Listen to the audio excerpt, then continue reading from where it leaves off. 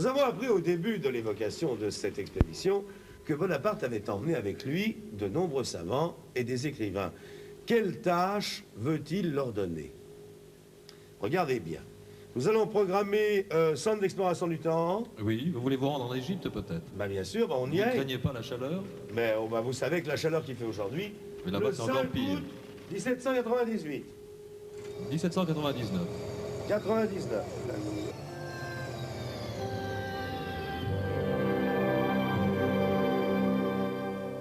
Voilà. À la fin du XVIIIe siècle, l'Égypte, pays des momies, vous savez ce que c'est que des momies, et des crocodiles, est l'un des pays les moins connus du monde. Bonaparte veut redonner la vie à cette terre antique et se poser un peu comme son sauveur. Tiens, Eneko, veux-tu poser ton casque, mon grand? Et veux-tu aller rejoindre tous les savants qui sont partis avec Bonaparte de Toulon et qui travaillent dans cette ville? Tu fais bien attention à la chaleur. Quand tu reviendras, je te prêterai un petit peu mon éponge. Attends, je vais ouvrir le sas de sécurité. Vas-y, tu descends. أشهد أن لا إله إلا الله. Je commence à avoir le coup de main. J'aurais pu être scribe. Oui, mais à la différence des scribes, tu ne comprends pas ce que tu écris. Parfois, en retraçant les signes que leur main a dessinés ou gravés il y a des millénaires, je crois remonter le temps. Mais je me perds dans un gouffre immense. De ce gouffre surgissent pourtant leurs palais, leurs pyramides et leurs sculptures. Si nous pouvions au moins traduire toutes les histoires que ces hiéroglyphes veulent nous dire. C'est là toute la difficulté. Saurons-nous jamais déchiffrer les hiéroglyphes? Excusez du dérangement, là, messieurs les savants, là, mais 2 de mes hommes ont encore un malaise, là. Faudrait me les abriter, hein. Question de vie ou de mort. Vous voyez, sergent, que l'abri des demi-ânes, comme vous nous appelez, vous est quelquefois utile. Mais je vous en prie, vos hommes sont ici chez eux. Bon, allez, installez-vous. On joue pas à col à maillard ici, et on les voit ça. Riez pas, sergent. Ce bandeau a guéri mes yeux. Sans lui, je serais devenu aveugle. Ne pleure pas, mon gars, tu la reverras un jour, ta touraine. Bon, alors maintenant, vous allez bien vous reposer. Et votre sergent, il va vous faire apporter à boire. Allez.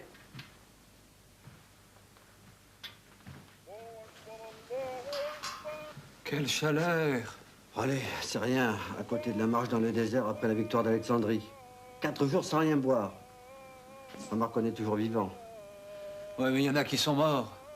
Moi, j'avais la tête comme une citrouille. Mais j'en ai vu qui se sont fait sauter la cervelle. Qu'est-ce que tu veux, c'est la faute à Bonaparte. Il aurait pu au moins nous donner des bidons.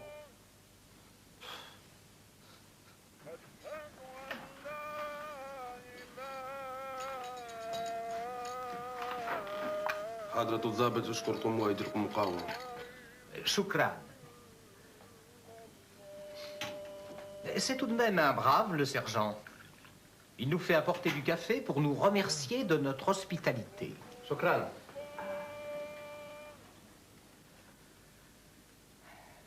Quand on est arrivé au Nil, ah la débandade. Tout le monde à l'eau, les hommes, les chevaux, les mulets. Et il y avait le général Berthier avec toutes ses dorures, vautré dans l'eau au milieu de tout le monde. Il n'y avait plus de gradés, il n'y avait que des assoiffés. Moi, je suis sorti du Nil vite fait. Il y avait des bêtes que j'avais jamais vues. Des crocodiles. Crocodile. Mais c'est qu'il y a des gars qui se sont fait bouffer par les crocodiles.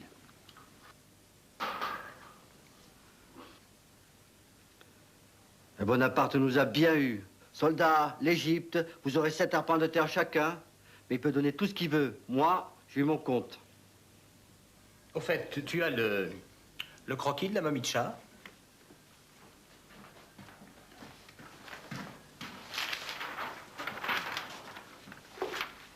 Ah. Oh, qu'est-ce que c'est? C'est un chat momifié. Les animaux sacrés avaient droit aux mêmes honneurs que les princes et les pharaons. L'embaumement est aussi parfait que celui des momies humaines. Mais regarde avec quelle minutie les bandelettes emmaillotent le corps de cet animal. C'est vous qui faites toutes les fouilles? Oh non, des dizaines de géomètres et de dessinateurs travaillent sur ces chantiers. Des dizaines et des dizaines de savants et d'artistes étudient les vestiges de la civilisation pharaonique. Nous, dans ce bureau, on répertorie leurs relevés pour les expédier à l'Institut du Caire.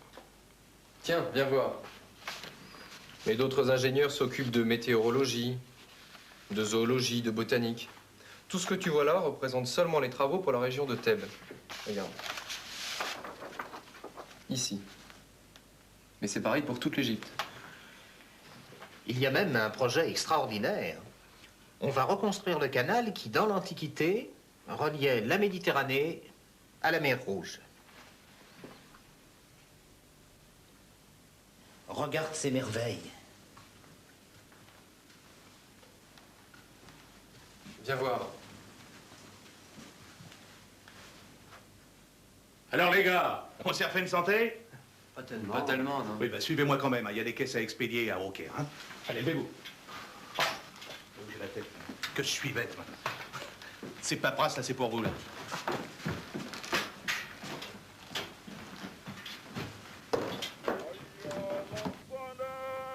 Encore une découverte de grande importance.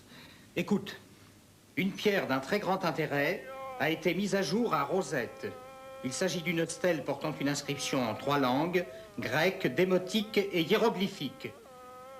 On suppose qu'il s'agit du même texte. C'est fabuleux. En comparant les 3 textes, on pourrait peut-être déchiffrer le mystère des hiéroglyphes.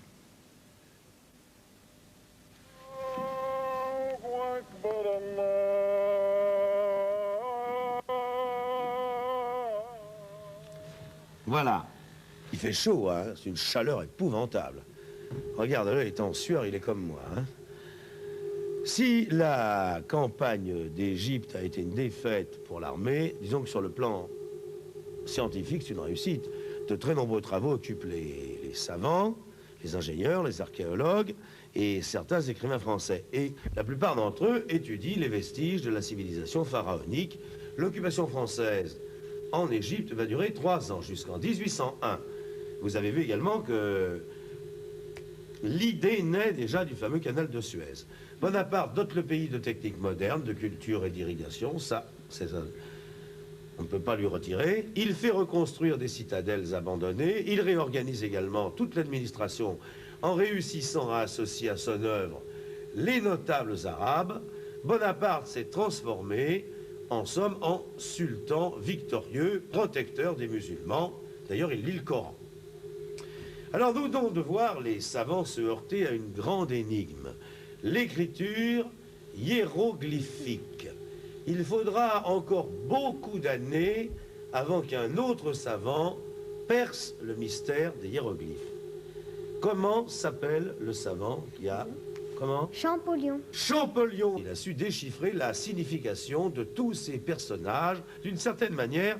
C'est donc un peu aussi à Bonaparte que l'on doit ce grand pas vers la connaissance de l'Égypte ancienne. Bonaparte, tel que nous le retrouverons la semaine prochaine, est revenu d'urgence en 1799 dans cette France du Directoire. L'heure approche pour Bonaparte de s'emparer définitivement du pouvoir pour mettre de l'ordre. Et quel ordre? Son ordre. Je vais vous remettre à chacun un livre. Tiens, voilà Eneko. Bravo, toujours aussi chaud. On va aller se rafraîchir. Centre d'exploration du temps, notre pays où, Dieu merci, on peut respirer.